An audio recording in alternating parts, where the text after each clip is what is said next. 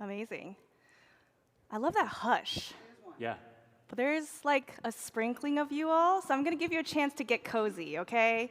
This is a small conversation. We're going to be sitting here. It's going to be a chat. Come on. Are our mics on? I want to No. see you move. I know you're comfortable. I'm watching you. Please set a good example. Let's get close. Let's get close. I would love to see you in the first maybe 4 or 5 rows. Thank you so, so much. I'm Jialian Yang, Director of Storytelling and Communications at Ford through Ferguson. I am the moderator for this lovely panel and session, and I want us to get close. Get bunched like right there. Yeah, that's right. So they were asking me backstage, do you want the lights at full or half? And I was like, what does that mean? And they said, normally we do it a little half so people know what's going on, and clearly you know what is going on. But I do want to see you because I'm having a conversation with you. This panel is going to be first a conversation for 45 minutes, and then we'll have a Q&A in 30. Sound good? Amazing. So something that I always think about is that everyone who's here are the right people for this conversation. This is the conversation that needs to happen at this moment in time with this group of people. And so there are some doors open. If they get it gets a little rowdy or cacophonous, loud, I'm going to have Ellen shut the doors. But for now, it's sounding good, yeah? Amazing. All right, so I just want to get a temperature check. Raise your hand if you're feeling full from lunch. All right. Raise your hand if you're feeling energized. Amazing. Raise your hand if you're feeling tired and stressed. That's me. Oh my gosh. Raise your hand if you're ready to learn about AAPI, Activism and Solidarity. Hey, amazing. So I did go in the Whova app. Raise your hand if you've downloaded the Whova app. Good, good, good. So that's your place to learn about the sessions, connect with other attendees, and even chat about this session specifically. And just in case you didn't know, all the session recordings will be available to you as in-person attendees and also people attending online for 3 months after the summit. So in case you didn't catch something or you want to do notes or you want to chat with someone about a moment that happened, you can do that. But the reason why I want to chat with you about that today, too, is that you can message us if anything comes up for you with this session. So with that, it seems like more people are trickling in. Come on, quick, quick, quick. Move in. We're getting close. We're having this conversation, and I'm going to set this conversation up since it is just about time. So in case you didn't know where you were, we did talk about it just a second ago, you are at AAPI, Activism and Solidarity, How Marginalized Communities Can Build Power and Partnership. Whew, it's a mouthful. And so earlier I was talking about the Whova app, and part of that was because in the Whova app you can ask questions. And some people asked, what is AAPI? Okay, can I get an answer? Anyone? Yeah, with a banana. Asian American Pacific Islander, that's correct. And so that is what we're talking about today. And I will explain, this session, what it is and what it isn't in just a few moments. But with this handful of words for the title, I think something that I'm thinking about is that interestingly, we're not only just defined by our identities, whether racial or ethnic. We're also defined by things that we really enjoy or things that we value. And this group is a group that loves storytelling and words. And so if this title is long, it's because we're trying to capture everything that we're talking about here. So again, AAPI, Asian American Pacific Islander, Activism and Solidarity, How Marginalized Communities Can Build Power and Partnership. I will be joined in this order. Dr. Adriano Udani, come on up. Director of Community Engaged Research and Urban Research and Outreach Engagement Center at the University of Minnesota. And you, formerly, hey, sit right there, please, please, please, in order, yes. So the tech people can have a good time. So I hear you used to teach here. Yeah, it feels a little weird, y'all. To be back, but yeah, it feels good to be back. Does anyone know Dr. Adriano as a professor? Anyone? No? Oh, you used to work together at the Social Action and Innovation Center or something else? All right, Community Innovation and Action Center, amazing. Good to see some familiar faces. And yeah, you can put the pillow anywhere. It's just set dressing. It's fine, get comfortable. Pillow's a nice All right, shield. the next person that we have coming up is Anna Guzon, co-founder and program director at YourWords STL. Come on up, Anna. Hey, hey, nice shirt. Thank you. I met her when I was doing Who Raised You podcast with Dr. Treasure Shields Redmond, and she was one of the poets who gave poetry prior to one, and then we did a program together. It was awesome. Yes. And up next we have, actually, Adriano, can you scoot down and be on the couch there? Because I want your seat. There you go. All right, finally we have Stephanie Coe. Hey, hey, Steph. This is a good friend of mine, so it's kind of one of those jokes, like you never know what job your friend does. So you're doing housing. We're all going to introduce ourselves in a second. So I'm going to start right here explaining what this panel is, why this panel is happening, and what it is not. So why this panel? Clearly, we are, and I think, Ellen, it might be a good time to start closing the doors. So as you all know, 2020 was an interesting year with COVID-19, and I think the anti-Asian or xenophobia really expressed itself in unique ways during that time. We unfortunately saw attacks on Asian elders, and so there is this sense that Asian solidarity or solidarity with Asian communities is important, or AAPI communities. And in addition to that, we also know that folks within the AAPI community or who identify as AAPI have also sometimes been used as a wedge against Black and brown organizing, against Black and brown civil rights. Some of that really strategically. If you think about the Civil Rights Act or Immigration Act of 1965, that's around the same time that the civil rights movement was happening.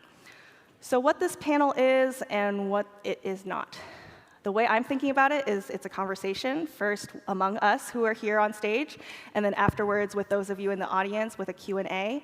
And I want it to be a conversation because there's no way that we can cover everything under the sun, under the Asian American Pacific Islander umbrella. We cannot cover all of those stories. We cannot cover all of those struggles. But we want to be really localized and specific here. And something that we talked about as panelists was about the unique experiences of living in St. Louis. So some of us have grown up in St. Louis, some of us are transplants. So we want to talk about what solidarity looks like in that context. And yeah, did I miss anything, panelists? All right, great. So with that, I'm going to sit down with you all and have a chat, a chit chat. All right, so I want to start with name, title, pronouns, and also your definition of anti-racist solidarity. Oh, geez. Okay, so I'll start. You can gather your thoughts while I start, great. okay? Wonderful. So my name is Jialian Yang. My pronouns are she and they. I'm the director of storytelling and communications at Ford through Ferguson, Taiwanese American, second generation. Grew up in the Bay Area in California. And for me, anti-racist solidarity means being located within your identity, within your background, within your culture, bring that to where you show up in terms of liberation struggle. So there's certain areas where I can kind of identify with and empathize with experience, and some places where I cannot. Sometimes it means being super aware of privilege and leveraging that. As an example, at one point I was the keynote speaker at the Brown School of Social Work, where I graduated with an MSW, and I used that to talk about the Ferguson uprising. That may not have been a comfortable conversation or something to think about for people attending. Maybe they just wanted to celebrate a commemoration. But that's an example. There's so many more examples as well, and I'm looking forward to chatting about that later as well. Yeah. Great. Hi, everyone. My name is Adriano Udani. I was an associate professor of political science here at the University of Missouri St. Louis for 13 years. I was the research advisor for the Community Innovation and Action Center as well, and directed the Public Policy Administration program here. I recently moved for a dream opportunity and to become the director of Community Engaged Research at the University of Minnesota and become an affiliate faculty member at the Humphrey School of Public Affairs. I miss St. Louis. St. Louis will forever have a special place in my heart in helping me think about solidarity, my identities as a Filipino American. My pronouns are he, him.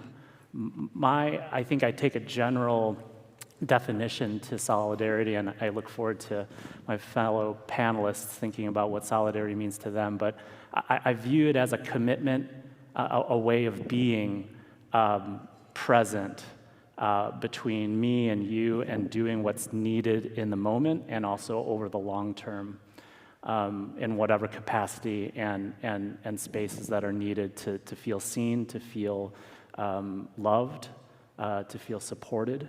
But I think today what I'll probably talk a lot about is this feeling about mutuality and mutual partnership. So I think I'm going to hand it off. Love that. And I like what you said about practice. I think that's something that we all talked about, that it's something that you have to act out as well. Yeah, thanks. My name is Anna Ojes Castro Guzon. My pronouns are she, her. And I have a story, I guess, to explain what I think of solidarity. The first time I was on an airplane, I went from St. Louis to Manila on the island of Luzon in the Philippines. It was about a 30-hour trip, and that was my first plane ride. I stayed for a couple weeks in the Philippines, and that was my first awareness of solidarity. I was fortunate because when I got there, the president and dictator of the Philippines had just been ousted, Ferdinand Marcos. So I got to learn firsthand from relatives and from friends of my family. I got to talk to a nun who was on the front lines and actually stood and sometimes knelt in front of the tanks that were in Manila during Ferdinand Marcos's martial law and during the People's Revolution. So one of the few words that I knew in Tagalog was actually laban, which means fight. I don't know a whole lot of Tagalog, unfortunately, but I learned that early on. So that is one part of solidarity, is the organizing, the fighting something, the resistance, which is really what laban means. It means fight or resist. But the other part of solidarity, I think, is emotional and feeling and belonging. And for the first time in my life, I had been around all these people who looked like me. And where I was growing up in South County, I was one of about 500 students who was a person of color. And it was pretty much daily that I would encounter discrimination. A lot of times people were just curious. They would say, "Are you black? What are you? Are you Chinese?" And with that would also come a lot of racial slurs, sometimes even physical bullying. And that was my family's surroundings. My parents were the first people of color in the Catholic parish that we are part of, and the Catholic school that I was a part of. So to be in the Philippines around all these people who, they were just as short as I was, and they were the same color as me, and it was so profound and new, and I loved the food and the culture. It felt like home. And I think on the ride home, about 30 hours, I cried most of the way. That was my first encounter with that feeling of solidarity, which is belonging. I think the third aspect of solidarity is scientific and research-based. I have a background in medicine, along with being an educator, a writer, a mother, and I co-founded the nonprofit YourWords STL, which I'll talk about later in a bit. But scientifically and research-based, Homo sapiens, we are genetically built to be in societies. We are built in our blueprints to be a part of a community, and we can't survive. It would be like a human cell trying to exist on its own without being a part of a tissue or an organ system affecting everything in the body. Humans are the same way.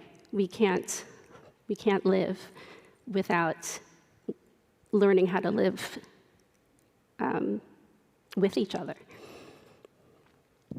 Thanks, Anna.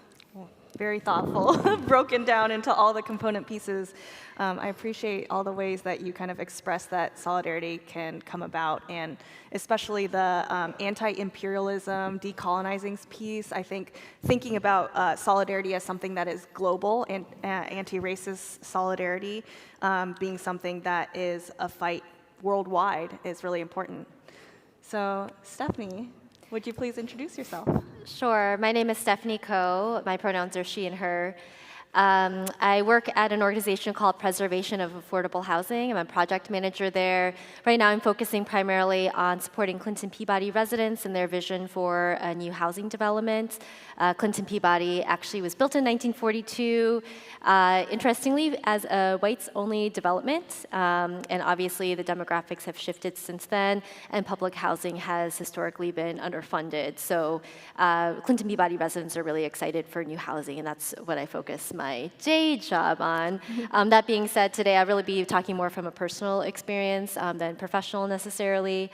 And then for my definition of solidarity, I think the first thing I think of is really the community building and relationship building piece. And for one, I think every good solidarity movement has some really good potlucks and some just really great opportunities to get to know each other, build trust with community as well. But I also see it as standing up with and for others as well, knowing that, with the understanding that none of us are free until all of us are free as well. So that's kind of how I see solidarity. Great. Thank you so much, Stephanie. I'm smiling because we've shared many a potluck together, and I hope to share a meal with both of you as well one day. Maybe I'll have to crash Minnesota. Amazing, amazing. And I do think that has so much to do with embodiment, which Prentice Hemphill spoke about this morning. Raise your hand if you went to the keynote. Amazing. Yeah, so we have to nurture ourselves. There is such a human part of connecting that is part of power building as well. So with that, I want to hear about how anti-racist solidarity or activism, building power, has shown up in your life. We have both personal and professional aspects to us, so you can choose your own adventure about how you want to tackle that. And Dr. Adriano, I'm going to start with you, because you've got a big project that you are currently working on, but maybe you want to talk about something else. It's up to you. Sure. Yeah. When I think of solidarity, I always start with me growing up. Similar situation, brown kid on the south side of Chicago, sea of Polish people, and then out to the south suburbs of Chicago in a sea of Irish Catholics. I wanted to feel relevant. I wanted to feel seen. I think those feelings of being visible in a community and wanting to be relevant has really influenced how I approach solidarity and partnerships and inclusion. But I'm also a little brother, so I always feel like excluded and always overlooked. Little siblings out there, right? So I always had that chip on my shoulder. But I found peace in listening to music by Public Enemy. Oh, nice. By Rage Against the Machine. So they don't sing about Filipinos, right? They're talking about the black struggle. They're talking about the eradication of Native people. But somehow the way that they were talking about power and resistance and anger against systems of oppression, that really spoke out to me as this brown kid in suburbia and feeling alone. And so I think that's this feeling about mattering mattered to me, and so I approach companionship. I approach this idea of mutuality from that. That's where I start, where I want to be relevant and visible to other people, and so I think solidarity shows up in my family life as a parent of two multiracial girls. With my spouse as my partner, I'm always reflective of solidarity, in the sense that I was raised in a very patriarchal, gendered family, where my mom would be at the dinner table with my dad, and the hot sauce would just be right across the table. I remember this. And my dad's like, give me the hot sauce. And she would get it for him. And that really bothered me. You're like, why can't you get it? Why can't you your get own it? hot sauce? And the fact that, like, and my dad has never written a check in his life. Never written a check in his life. My mom also wrote all the checks. All what the is checks, the deal? right? Yeah. Anyone else have check writing moms? Yeah, I'm seeing a few. Okay. So the ways in which, love and child rearing was gendered in my family, now as a parent, I bring those and thinking about how can I show up for my girls as multiracial girls who are trying to figure out lots of things as a 12 and 10-year-old. In my own work, I do a lot of participatory research. Thanks for helping me. And some of my community partners and asylum seeker colleagues are here. We see each other as knowledge producers, as co-producers, but I think the one thing I want to talk about today is how much anti-Blackness is involved in higher education and producing Oh, you better knowledge. repeat that. What? What? So, in the Two-Hill, there's so much anti-Blackness just soaked up in higher education and producing knowledge for academic audiences. Okay.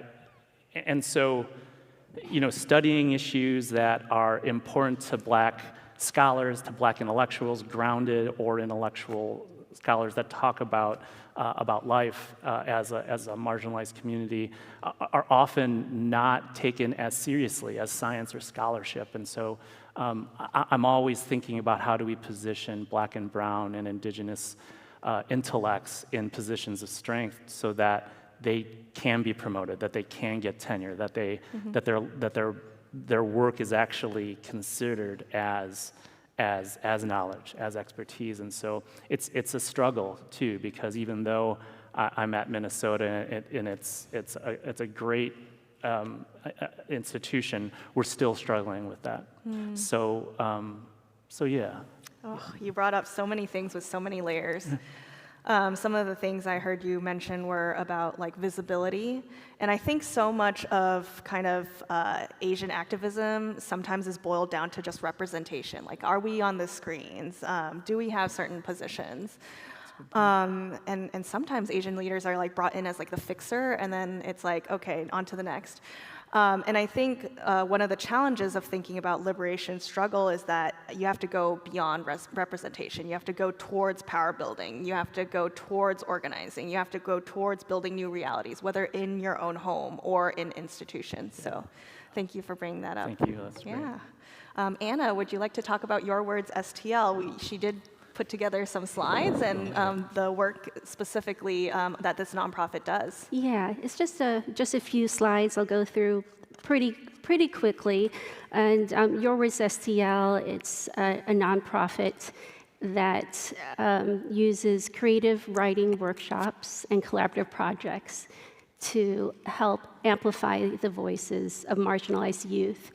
And I was born and I was raised in St. Louis, but when I was 18, I left and I went to Kansas City and then New York City and New Jersey. About 15, 20 years later, I came back to St. Louis.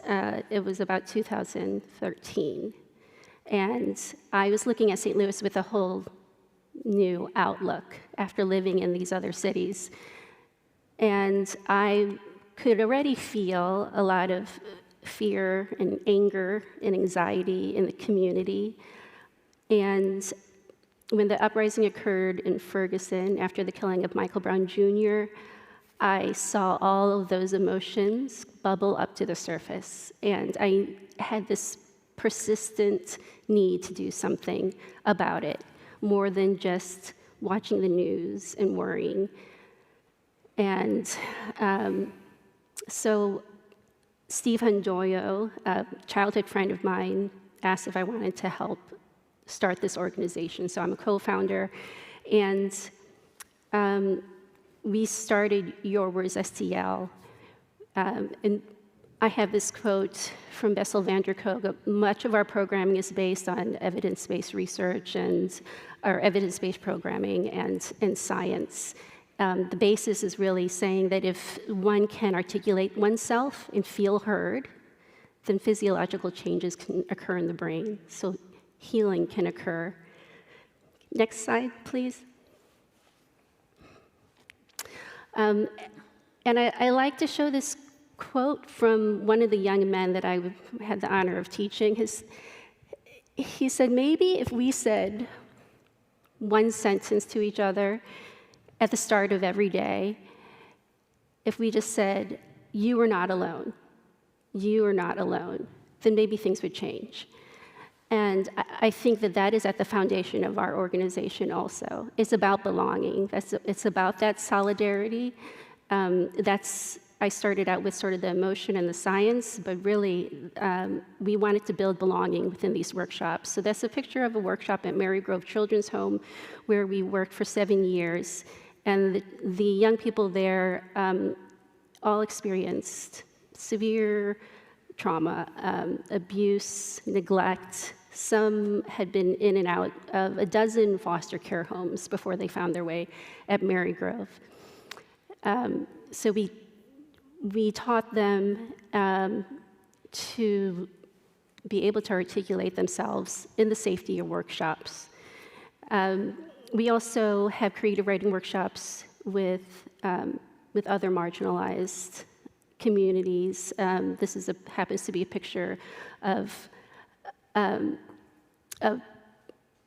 poetry of belonging program that I was asked to help with by Nicola Lero, who is a Bosnian refugee who was studying in St. Louis, and he wanted to bring together immigrants to talk about their experience, in particular refugees. And so I had the honor of participating in those workshops.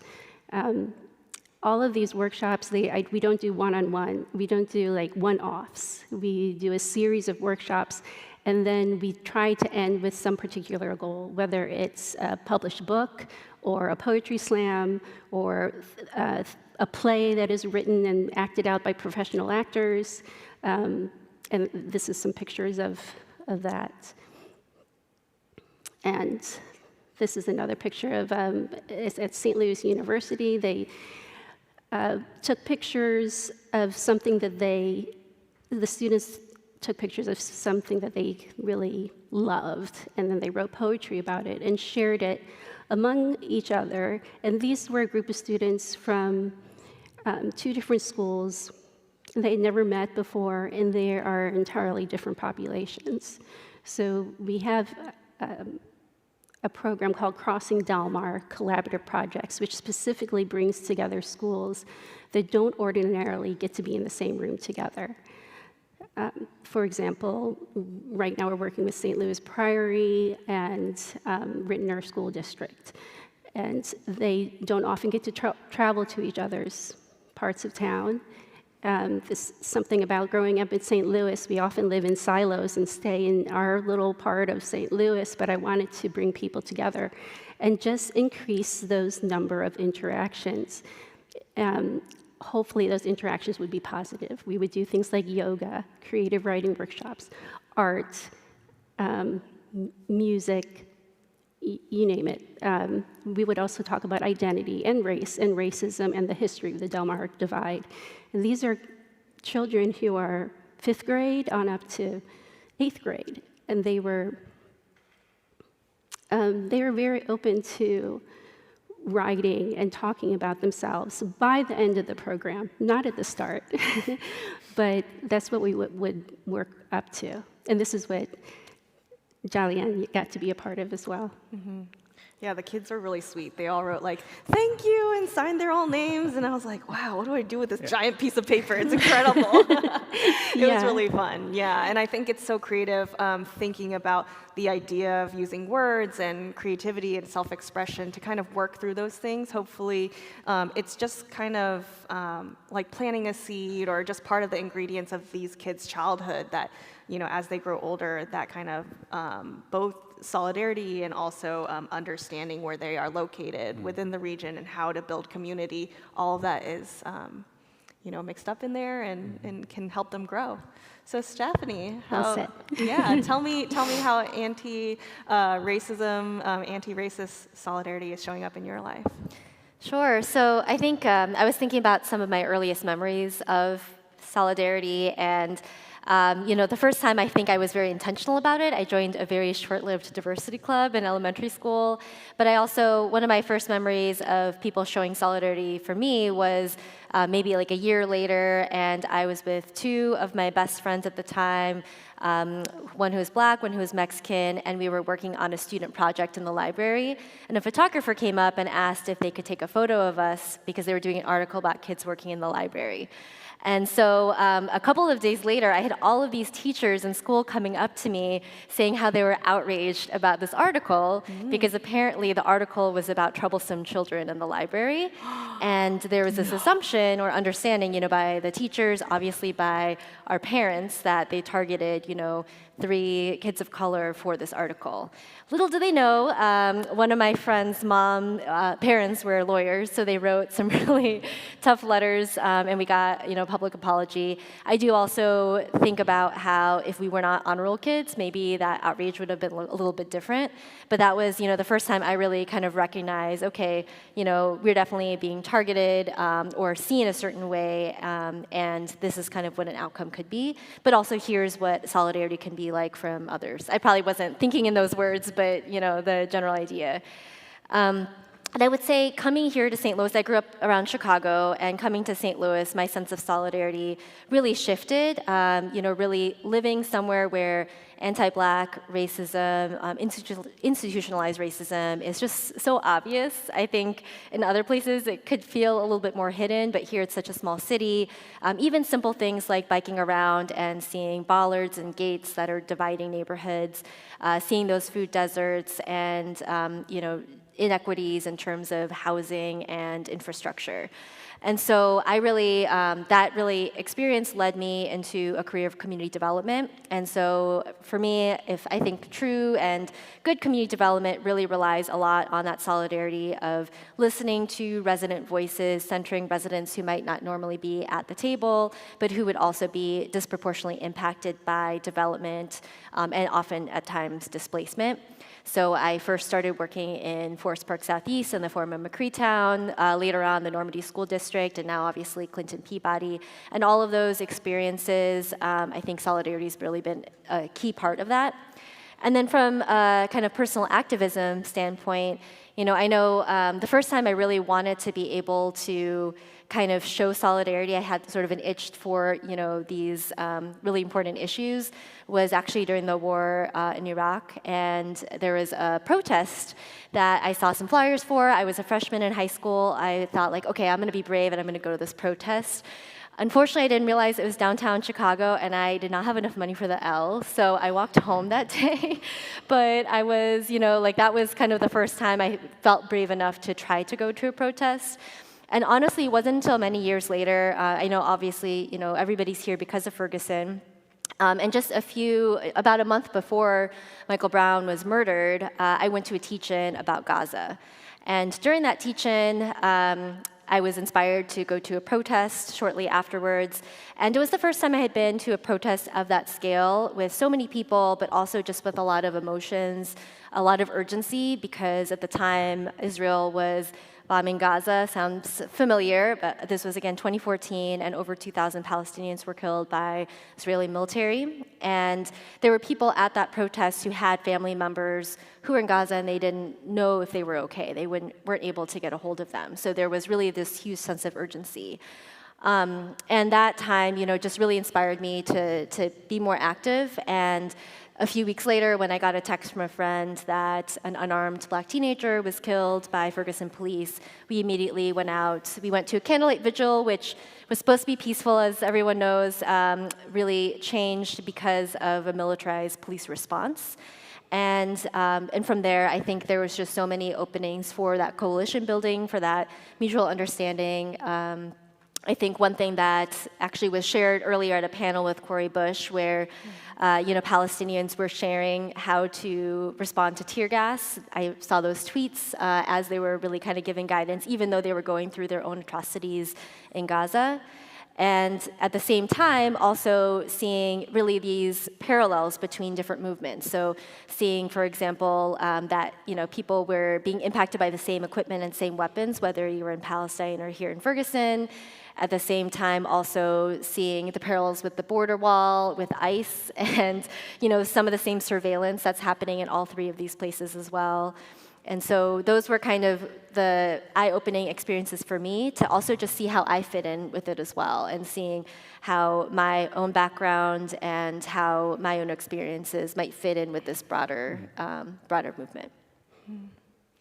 Thank you all so much for sharing. Something I'm so struck by is that all of you shared your experiences both as children and also as adults. And I think that's really interesting because part of the reason why today, this Racial Equity Summit, and tomorrow, the theme is unflinching, a call to action. And as the Ford through Ferguson team and the Community Advisory Committee was thinking about the theme, we were thinking about this particular moment. There is fascism, authoritarianism, white supremacy, imperialism, all these big powers that are seeking to crush movements, crush people, marginalize people further. It can be really discouraging. Raise your hand if you felt numb in the last year. Okay, keep your hands up if you felt overwhelmed in the last year. Keep your hands up if you doom scrolled a little too much. All right, so this moment is for you because something I'm thinking about is when we think about ways to take action, sometimes we overcomplicate it. Sometimes we go, we don't know what to do, or we don't understand the issue enough. And at the same time, when you think about being a child, children have such a sense of like what is just and what is not just.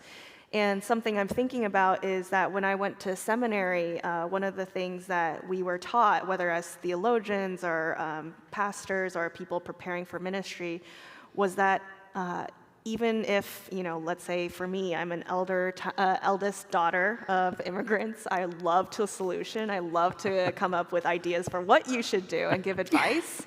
That's not what people want or need. They typically want or need presence. And when you talk about visibility or when you talk about expression, when you talk about voice, I really think that a lot of it boils down to witness. When we think about 2014, the way I think about it is that it was, the mainstream media wanted to say there were riots, there was destruction, there was fire, there was looting. To me, it was grief, deep grief. That was disrespected or unacknowledged or crushed by the state, by the society. Imagine if there was the opposite response. Imagine if there was care. Imagine if that grief didn't even need to happen. So what I really want to talk about is something that we already discussed a little bit together, which is what does it mean to be unflinching?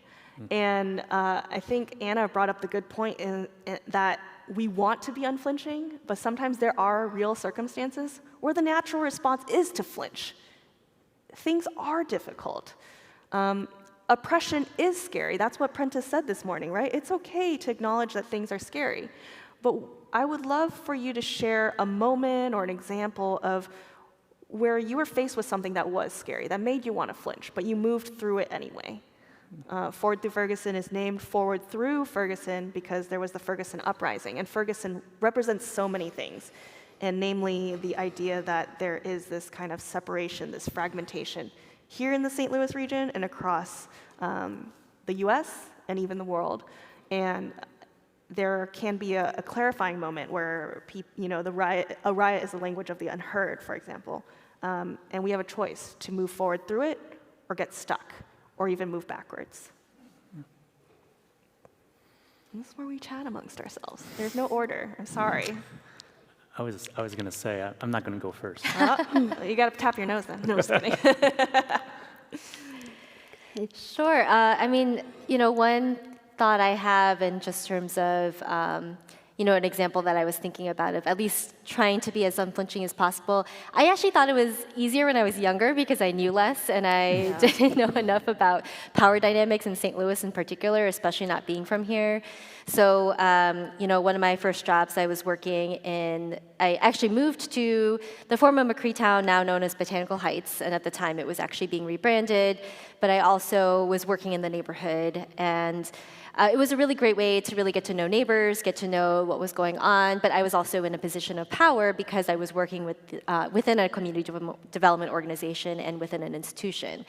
I also, during that time, because I was so involved in the neighborhood, I got invited to a bunch of boards. I was in the neighborhood association. So again, kind of having a bit more of a position of power. And I also remember, a lot of discussions around buying a property.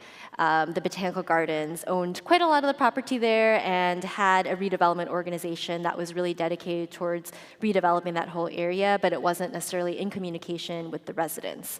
And so I really tried to play as much of a role in being as unflinching as I could in terms of speaking up at these meetings, as well as pushing back when people are trying to buy a neighbor's property, writing letters, that sort of thing. But I also know at the time, I don't think I realized kind of how important the people I was talking to were. So I just felt like I could be a little braver at the time, not really understanding kind of maybe some of the politics or navigation that I might do now. Something else that I also sort of recognized sort of in this learning experience was knowing that, well, maybe I shouldn't have been the one at these boards and at these meetings, because while I could do my best to, outside of the meeting, reach out to my neighbors and asking them what they thought about different decisions or different policies that were coming out, at the same time, I realized I was being sort of tokenized and invited to these boards to represent this part of the neighborhood that I really didn't really feel like I should deserve to represent. I think in terms of kind of the unflinching piece, I think with this work, especially working in nonprofits, I think I feel that a lot more common in terms of knowing that there's a lot of times where we're trying to center resident voices and move the resident vision forward, but in order to do that, you need resources, you need political allies.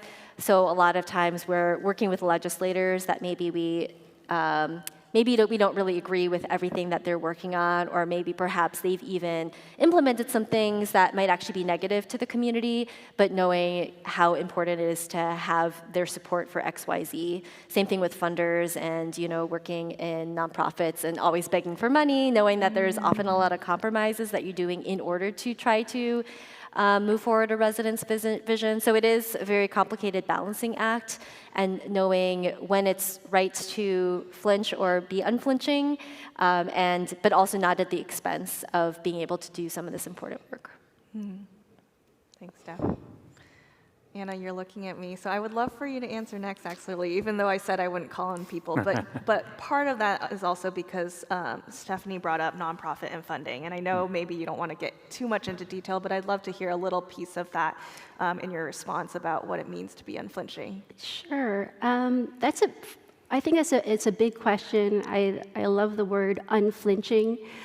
For me personally, I feel like I'm flinching all the time, every day. Oh gosh. And that's just how I live. I flinch and then I move forward.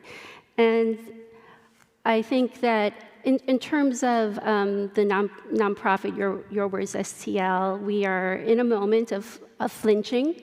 To be honest, one of our major funders and one of our long-term strategies was dependent on funding from the National Endowment of the Arts, who were very generous and really supported our work. But under the new administration, obviously, they would hate the work that we do now. So we won't be getting any A funding this year or the next few years at least. So we have to adapt to that and figure out how do we keep on going. And I think it is more of a pause. At first it was like it's like a hit. I can't believe I'm getting this email.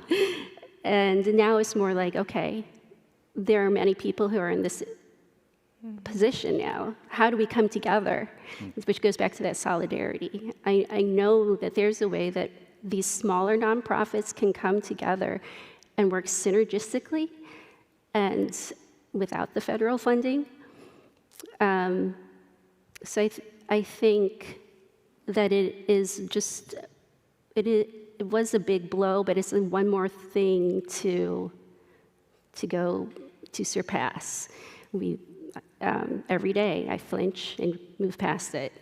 And it's usually because I'm getting help from other people. And also, as Prentice Hempel said today in the plenary speech, which was wonderful, I'm trying to learn how to feel my emotions and feel my body, which is not something that I have always done. It wasn't my coping strategy to express my emotions while I was in school. It was more like, you can say what you want, it's not going to bother me. And that's how I grew up, and that's how I think it's not uncommon to learn how to cope that way.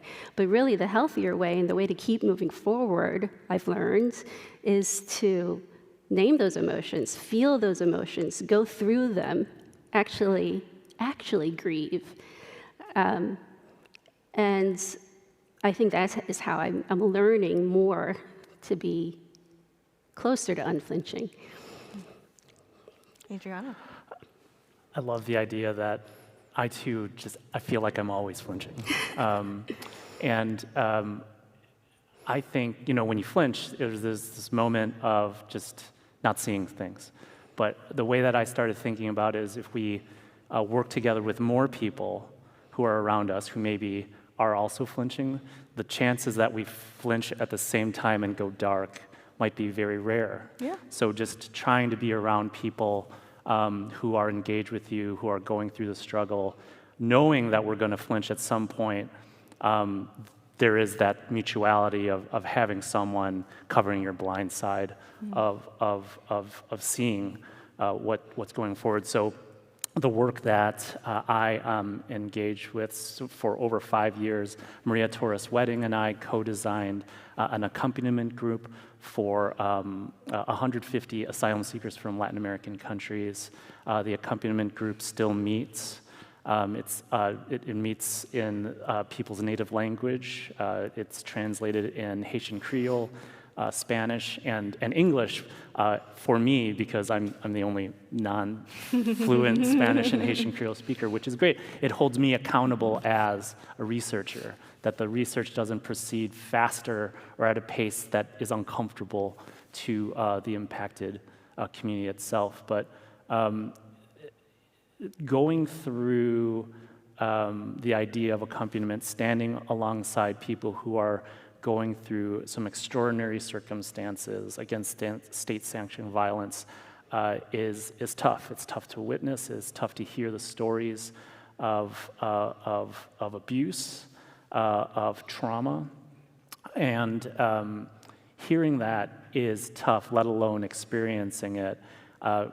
We have gone through many challenges over the last 5 years, and over the last 6 months, the idea of accompaniment and standing with people has taken a new challenge, in the sense that we can stand with our community partners as much as possible, but the executive orders of harboring and abetting criminals, even though they're seeking asylum and even though they are seeking safety, that in and of itself is considered as a crime now.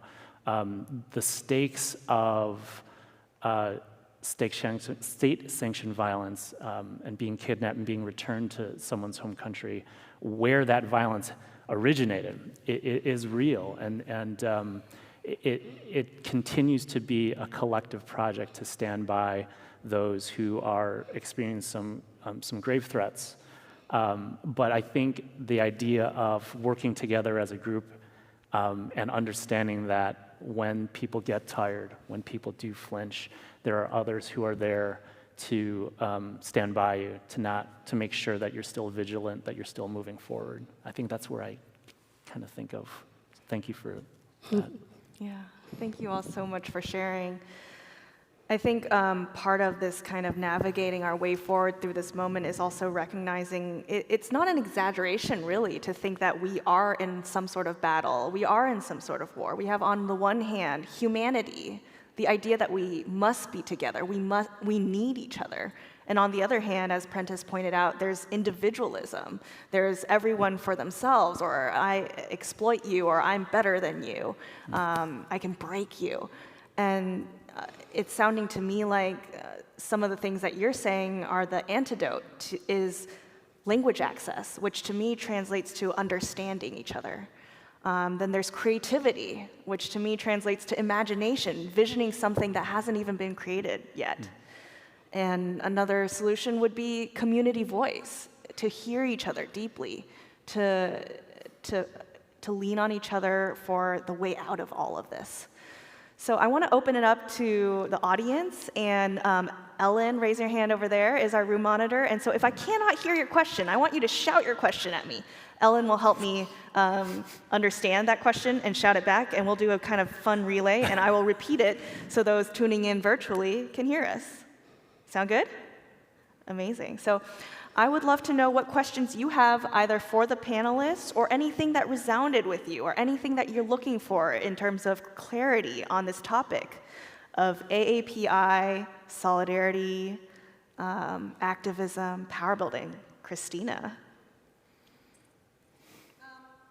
I would love to hear you all talk about the specifics of talking with other Asians, unpacking like the model minority myth in order to like get more people on the side of anti-racism and enlisting people in that work. Amazing. So I'm hearing a recruitment question, actually. So Christina, and correct me if I'm wrong, you want to talk about the specifics of talking to other Asians, acknowledging the model minority myth, or even getting people to move through it, past it, so that we can get more of us in this struggle, or more of us to go to potlucks, and organize and embrace all of this, community voice, solidarity, struggle, international and local.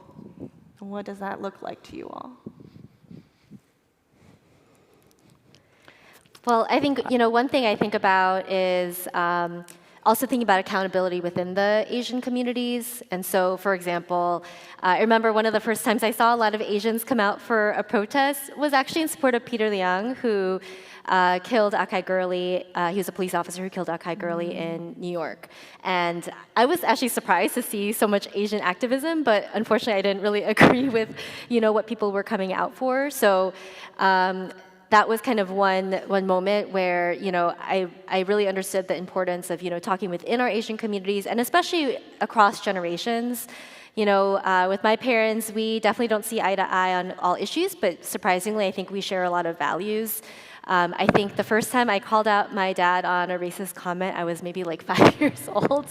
And, we have a great relationship though, and I also understand, actually something I didn't mention earlier, my family's also from the Philippines. This is all kind of an accident that we have so much Filipino representation here. My family's actually Chinese, but my parents and their parents were both born in the Philippines. And knowing that and thinking about what they grew up in and knowing that they had a different environment where they were learning a lot of these concepts around race and racism, they were learning and being impacted by mainstream media narratives, especially about the Black community. And then they also had a very different view of government. So for example, when my mom finally joined Facebook and she saw that I was posting all of these things about current issues, she would call me and tell me to delete my posts because she was really worried that the government was going to get me. She thought maybe I'd be deported or be arrested or something like that, even though I was born here. But that fear, especially right now, feels a lot more relevant. Hearing a lot of these reports in the news, it sounds like stories my mom had of, oh yeah, I had, a teacher, one day he mentioned, the dictator, President Marcos, was on dialysis, and then the next day they never saw him again. But I'm also seeing what seems too eerily close examples here in the United States with sort of Trump's response to a lot of critique about his own administration. So I guess I would say, having those conversations within our community, but also kind of having this accountability with love, knowing that people are coming from very different backgrounds. And then in terms of the model minority piece, I think you mentioned this a little bit earlier, but in terms of kind of sometimes understanding the model minority myth, but also leveraging it if needed as a privilege, I definitely feel like I can speak out more because of this, model minority myth, and maybe have a different level of risk when I'm speaking out or going to protests as well. Yeah, and I really appreciate you talking about accountability on all of these ways because, Christina, when you mentioned the model minority myth, I actually first think, oh, I have to examine myself. It's a constant unlearning yourself because even if you don't put it on yourselves, other people will put it on you. They might put you in positions to speak. Even the fact that we're on stage, is that a problem? Who knows? I asked myself that. So, thinking about how can we use this conversation in a positive way and undo some of that harmful ideology, and also just holding accountable those who are closest to you, your family. I think about the difference between calling in versus calling out, and I think a lot of us, because we have such tight-knit families, or maybe not, maybe our family relationships are fractured, but we have friendships, we can be uniquely positioned to think about does it look like to call it? What does it look like to be vulnerable about your own struggles or your own shortcomings and your limitations of how to understand things? Yeah. Any other comments on speaking to Asians and recruiting Asians, Pacific Islanders in the community? I think in terms of organizing on a small scale, at least starting out, I have just gone word of mouth, whether it's email or talking to someone in person saying, I want to talk about this. And people reach out to me, maybe it was most recently an Asian educators group within St. Louis. It was just maybe 6 of us who didn't know each other, but we just reached out to each other to talk about our challenges and our upbringing and sharing our stories. And we weren't all Filipino. There are different countries within Asia. And it's really just reaching out, actually picking up a phone or texting, emailing. I think in terms of a bit larger scale, part of what YourWords does is we provide this opportunity for young people to express themselves. We'll work with particular marginalized communities, and they get to tell their stories. But on the other side of that is that we're providing opportunities for the community to listen. And that's a big part, that there always has to be this other end of things where they get to present their work, and we want people to be able to hear them. I don't want them to just keep their stories in their notebook. There should be an opportunity for people to develop that empathy. That's always my go-to for learning and for teaching is the arts, whether it's looking at a painting, listening to a podcast, reading, going to the theater, one of my favorites. I can learn so much about a community that I know nothing about because they've produced some kind of artistic work that is moving and can really affect me on a deeper level. I mean, I think I would love to see more unity across AAPI communities and Black communities in creating a vision that of solidarity that isn't siloed in issues. So there is just a disparity in terms of the coalition building and action between resistance on the immigration system and the carceral state and the highly policed communities where Black citizens live. And so talking about how people move, either they're coerced to move or they are seeking safety somewhere, I think everyone loves a story about, hey, where are your people from? where are you going, where are you living, and what's preventing you from going to spaces where you would feel safer. I think when engaging in our beliefs about immigration involves a lot, and one is to confronting Black citizens'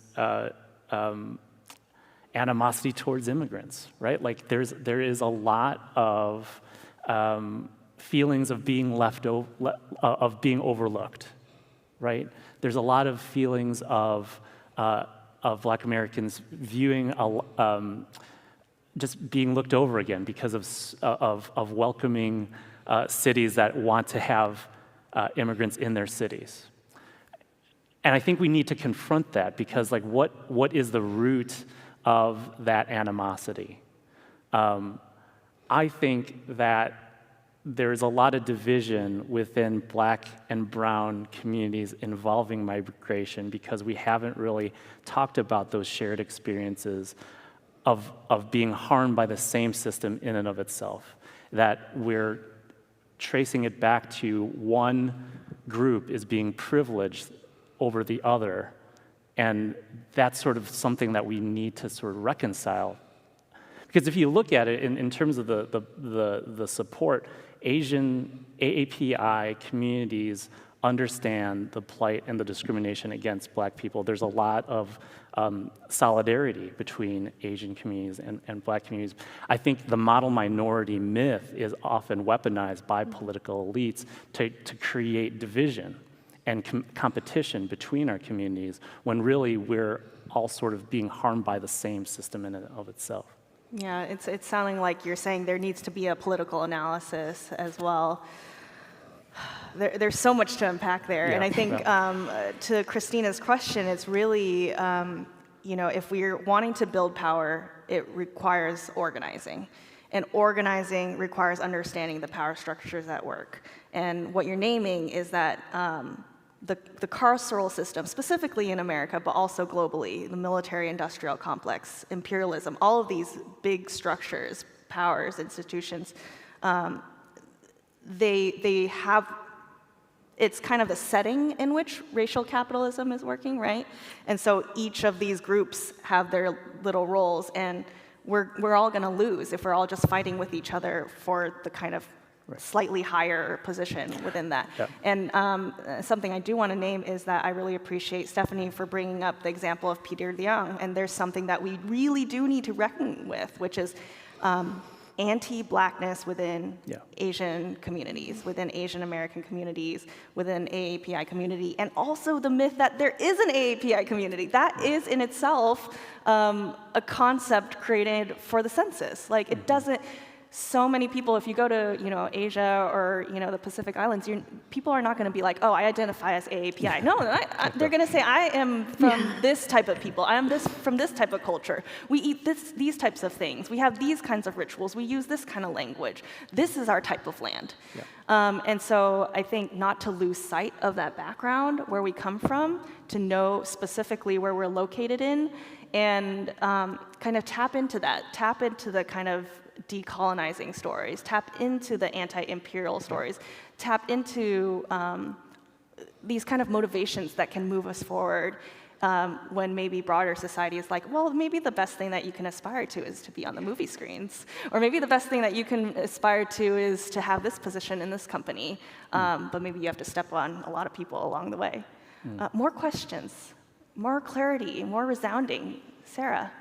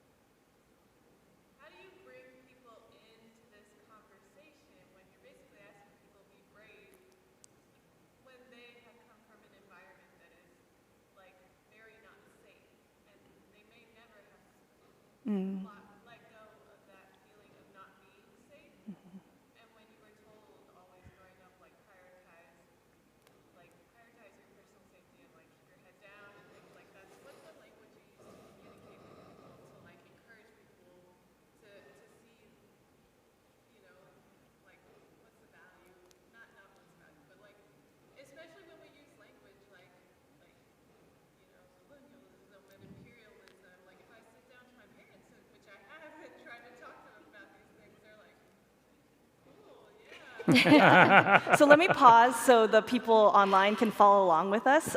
So what I'm hearing you say, Sarah, is you're Colombian, you're Egyptian, you may not be AAPI, but you're like, I hear these stories. This sounds familiar, this idea of bringing people in, wanting them to be unflinching in anti-racist solidarity, but you're like, how do I even do that? If your background is maybe, you have all these experiences, by you I mean parents sometimes, but maybe it's someone else.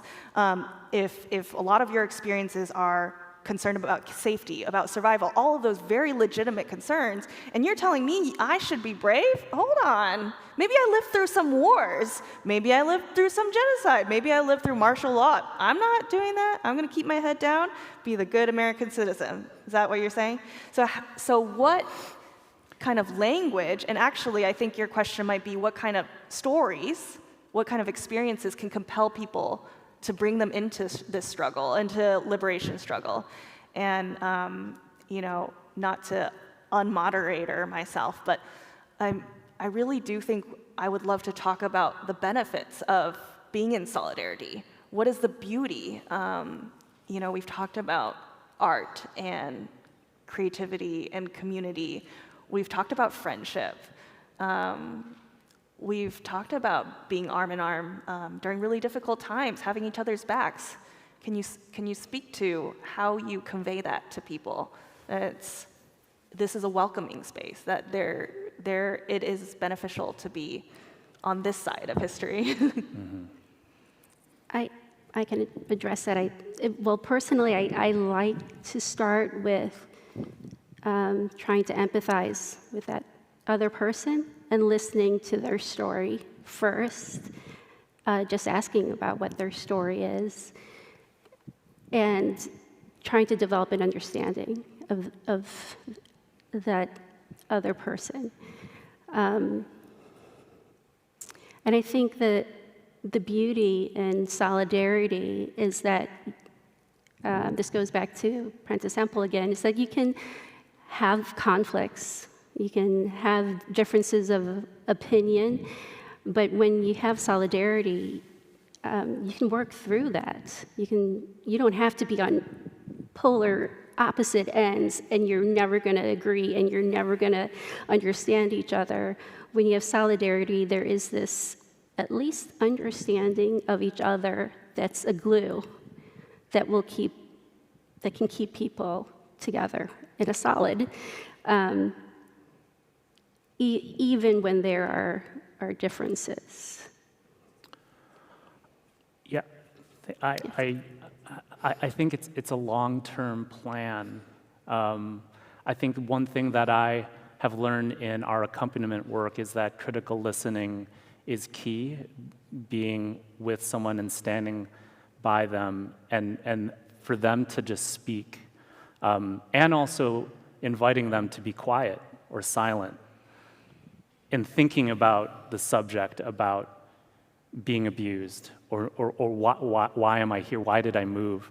I think creating a space where we're not always looking for answers or for people to answer the questions or the prompts that we give them as researchers or as teachers, as anyone.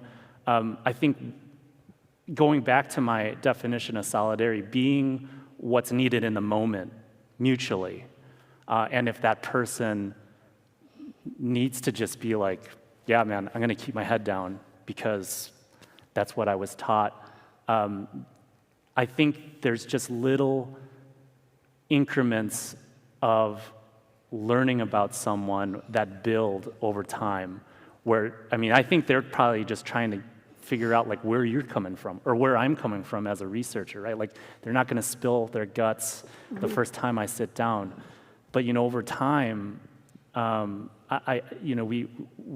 we gain a little more trust, we gain a little more insights to the people that we work with and that we're standing with. And I think that's what's so frustrating right now, because timing is of the essence, right? Like there's always new threats, there's always new scary things that are happening every day. So how patient can we be?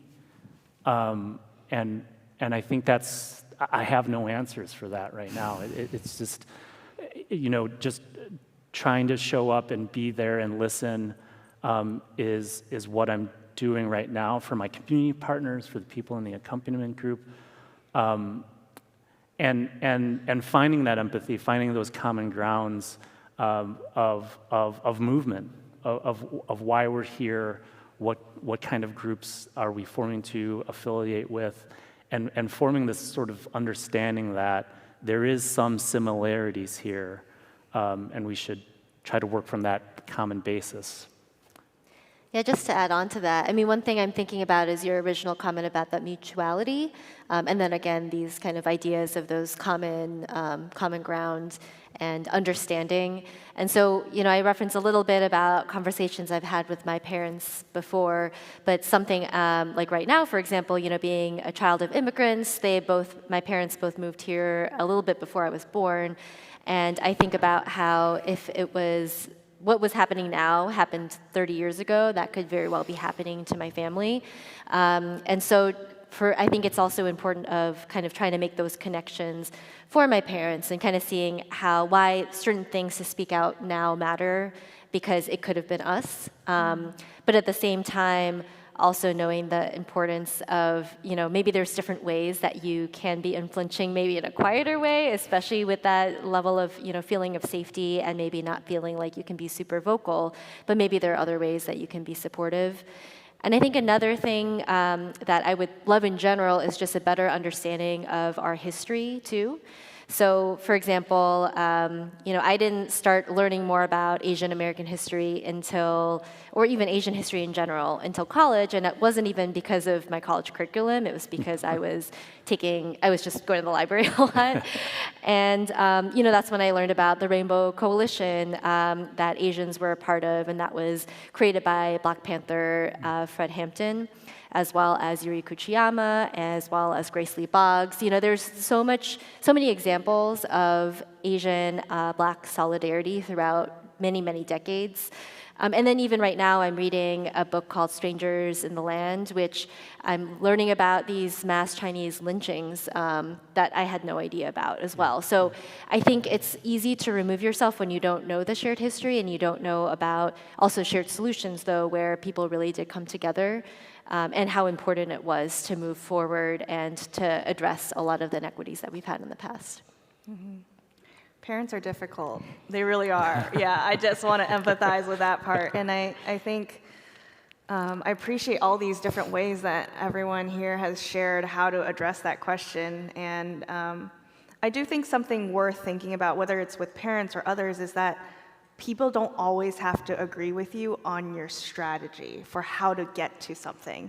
But I think it's our job to share with them and be vulnerable what we're envisioning, what we want, what kind of world we want to live in. And sometimes that's generational, sometimes that's cultural. But I think when I hear concern about safety, when I hear concern about survival, you know, I think about, for example, you know, my parents in Taiwan, the 228 incident, you can look it up. That was a time of martial law imposed by China. And I went to the museum in Taiwan, and when I was looking through it, just, you know, there was this display, all of these portraits of all these people, mostly men, because a lot of the men were fighting, and the women were, you know, at home, which is a whole other conversation related to patriarchy, as you mentioned. But they listed their occupations, you know, journalism, civil servant, or whatever. You know, they died in all these different ways. Sometimes they were disappeared. Sometimes they were, you know, thrown in a body of water or something like that. They also had like this kind of replication of like a small room that someone was hidden in. That person, I think, got jaundice because they didn't see the sunlight. And it's like, oh, hiding someone because they couldn't be in public, that sounds familiar. Yeah. Disappearing people and killing them, that sounds familiar. Repression, that sounds familiar. So what I mean by that is that a lot of these people, whether they're elders or other folks or just anyone who pays attention to any sort of history, who's concerned about safety, who's concerned about survival, they know the reality. They may just disagree about the strategy for getting through this time. And so, you know, it used to be that when I first did direct actions, I would just tell my parents afterwards. I'd be like, oh, I got arrested, but I'm out now, hey. And I'm not sure I'm necessarily recommending that, but I do think the common thread here is that it boils down to relationship, and it boils down to sharing your stories. And as long as that dialogue is going, there's something happening there. So I think we're done with time. Is that correct, Ellen? All right. Well, thank you so much for having this conversation with me. Will you give a round of applause to our panelists? Thank you. And a pat on the back to yourselves. And I want to take something from what Anna shared, that quote from the YourWords participant, "You are not alone." Can we all say that together? We're going to say it 3 times. 1, you are not alone. Hey, come on. Come on. Okay, let's try it again. You are not alone. Second time. You are not alone. Another time. You are not alone. And maybe one more thing. I am with you. Ready? 3, 2, 1. I am with you. Thank you so much. Let's continue this conversation on Whova. I'm going to share some resources, including, by the way, you mentioned Public Enemy. Did you know they have like a special on Bandcamp? Yes, a special album. Yes, there you go. Yeah, All right, we'll share music. Let's share conversation. Let's share our conversations with our parents and share potluck recipes. Okay? Thank you so much. Thank you. Thanks, Cha.